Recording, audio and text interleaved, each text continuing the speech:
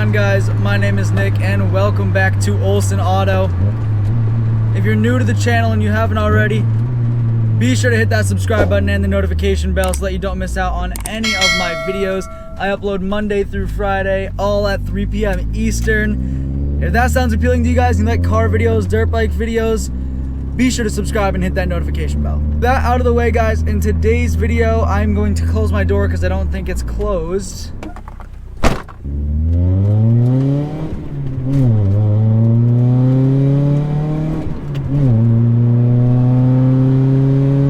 Alright, so we're going to be talking about the 7 things that I absolutely love about my 1990, my 30-year-old Honda Prelude. Now, if you guys haven't already seen my video where I talk about the things that I love about this car, be sure to go ahead and click that card in the upper right-hand corner. You guys won't want to miss that because there are some things that I surprisingly don't like about this car. So, in no particular order, I'm going to go through the 7 things that I love about this car. And the first one I'm going to start with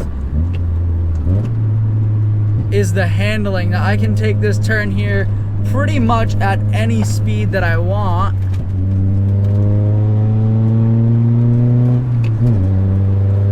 Because the car just handles absolutely insane, and that's not even the slightest exaggeration. These cars, everyone always uses the term, it handles like it's on rails. That is the best way to describe this car. It feels like it is so planted to the ground with that super low slung engine and all your weight being down low. This thing handles absolutely crazy. I don't even have the 4-wheel steer model like my friend Seth does, and his car handles even crazier, given that, of course, the rear wheels turn as well. It's just insane to see how well these cars handle. And that's due, again, in part to the low center of gravity, given that the engine is 18 degrees tilted backward in the engine bay. Super low center of gravity, all the weight is down low. And the car actually sits very low to the ground as well, even from the factory. So, it's a perfect recipe for a good handling car. Now, another thing I want to get into, surprisingly enough,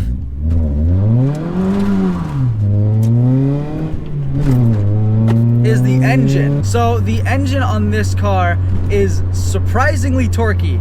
Now, a lot of the B series are known to be very torquey engines, and the B21 is definitely no different. This car only produces roughly 150 foot-pounds of torque, but it has no problem spinning all the way through second and sometimes even chirping third if conditions are right and the engine's healthy. Again, engine being healthy, I've had mine out 2 times already. 1 time because the previous owner didn't maintain it, the 2nd time because I rebuilt it a little improperly.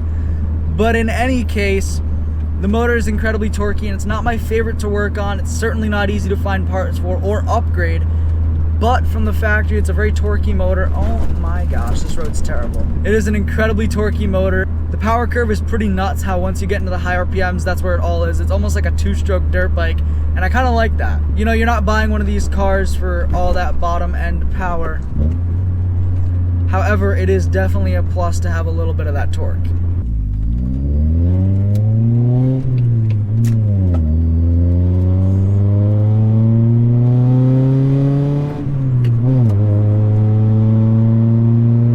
Alright guys, the next point that I'm going to go ahead and talk about, it's definitely a big one for me, and it's this car is a manual. Now, it seems stupid, and of course if you guys seen my Accord video, one of the reasons I don't like it is because it's an automatic, and one of the reasons I do, ooh, puppy, German Shepherd. One of the reasons I do like this car is because it's a 5-speed manual. Now again, not like it's a crazy good transmission. The gearing is very, very, very low. It's all acceleration based, so your top speed is like 90 miles an hour. And honestly, cruising at like 75, the car is at about 4,000 RPMs on the highway, and that sounds atrocious when you're riding for, say, an hour and a half up to Northern Mass. That thing is just screaming away for that whole time, and it doesn't sound too good. So the gearing definitely isn't something that I like. However, it's something I can deal with. I would love to have a car that's geared a bit better. But in any case, it is a manual transmission, and that's what I absolutely love about it. It's so much more fun, and it kind of gets into my next point that I'm getting at, where this really is a driver's car. No ABS brakes, a manual transmission, a variable power steering pump that changes with your speed. this is the ultimate driving experience. And I'll get into this a bit more, but the seats also have adjustable bolsters. This car is built for an actual driver, not just someone who needs to commute, but someone who wants to get there having fun. This core aligns with the handling, the stiff suspension, and the fact that it's a manual all adds up to be an amazing experience. You can have fun down back roads, and since it's a Honda, you're not going to be going that fast. Compared to something like my Accord, where you have the cushy heated leather seats and all these other frilly things, this car really is just sort of raw. You can hear that exhaust.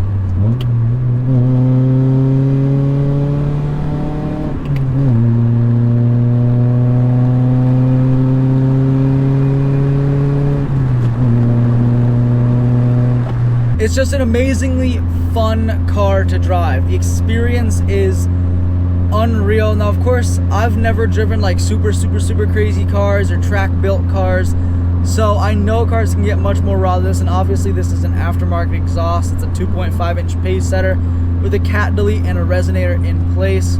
Obviously there are better handling cars. Everybody knows that. There are more driver's cars with no power steering at all, or you know, people have gutted their cars, but from the factory, I would say this Prelude is one of the best driving experiences there is. Now this gets into my next point, which is the interior on this car. Not only is my interior in really good condition, and not only is it a pretty rare color combo to have the Laguna Gold exterior matched with the chocolate brown interior, but the way the interior feels is just so homey. So it's kind of hard to describe. The shapes of the interior remind me so much of the 80s. When you turn on the headlights and that green glow sort of comes from the backlit gauge cluster, you feel like you're right at home in the 80s. The cloth seats with the adjustable bolsters hug you so well. It feels like you're being hugged by Santa Claus himself. I absolutely love everything about this car, from the seating position to the vinyl material like headliner that can never sag, the sunroof that came optioned on every single third gen Prelude. This car has an amazing interior. Now, of course, it's a little bit of a tight fit when you try to throw someone in the back seat, but chances are if you're buying this car, you're not going to have people in the back seat. Now, this point is a big one for me, and this was actually my first car. Now, of course, I do have my 1980 Trans Am, if you want to count that as my first car. However, this is my first road legal car that I bought because the Trans Am was free. So this is the first road legal car that I ever had to pay for myself, that I ever had the pleasure of driving down the road on my own. And for that reason, it has a huge emotional attachment for me. I have a strong sentiment to this car. I'll never ever get rid of it. And that's just, ooh, I want to check out that Civic kinda. But for that reason, I will never get rid of this car, and that's one of the reasons why I love it. It was my first car. It means so much to me. And I'm just so comfortable in it. It just feels amazing. Speaking about feeling comfortable in this car, guys, we're going to talk about the visibility. The visibility on this car is, I don't even know what hyperbolic word to use to describe it, but it's insane. You can see absolutely everything. The C-pillar and the A-pillar are both super thin. There's my camera setup right now with my big microphone is blocking more of my vision than any of the other parts of this car combined. I absolutely, I can't say it enough times, absolutely love the visibility of this car. Merging on the highway, if you make the bad decision to go on the highway with this car, is an absolute peach. You can see just about everything.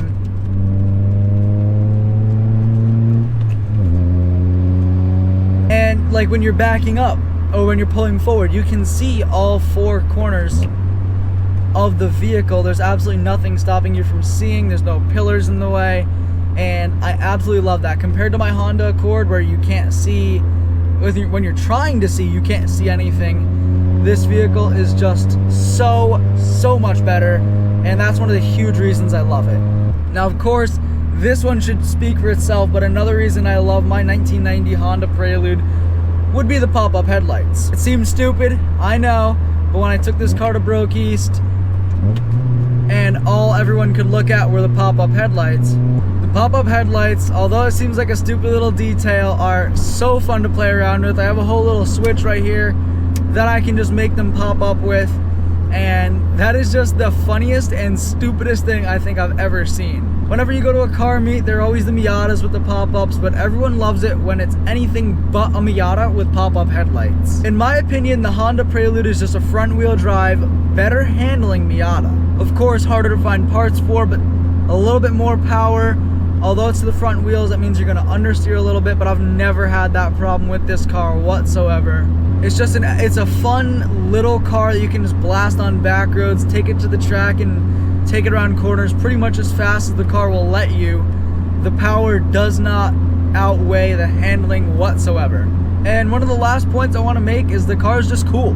You don't see many of them. They're super uncommon, which, although it's one of the things I hate, it's really hard to find parts for.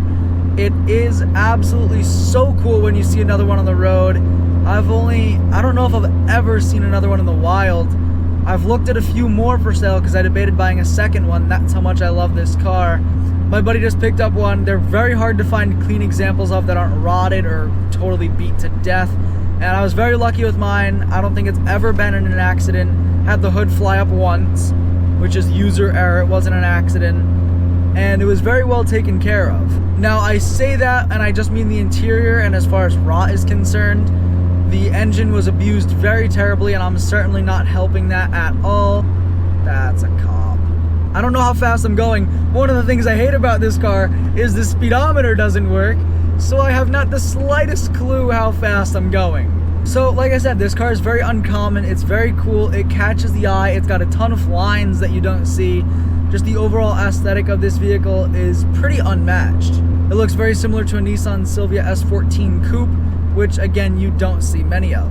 But I think that about wraps up all the reasons that I absolutely love this car. If I had to recommend any car to someone, it would be the 1988 to 1991 Honda Prelude. Now, of course, there's the carbureted version, the four-wheel steer version. This is the fuel-injected 2.1 non-four-wheel steer. I've driven the four-wheel steer with the 2.1. I have yet to drive a carbureted one, but I absolutely love this car. I couldn't recommend it more to anyone. So I want to thank you guys so much for watching this video. If you liked it, be sure to hit that like button. Comment down below what you guys drive, and if you have a Prelude, regardless of which generation it is. My favorite is the 3rd gen, of course, because that's what I drive. But be sure to comment down below. If you liked it, be sure to hit that like button, subscribe, and hit the notification bell to see more videos like this. But thank you guys so much for watching, and I'll see you in the next one.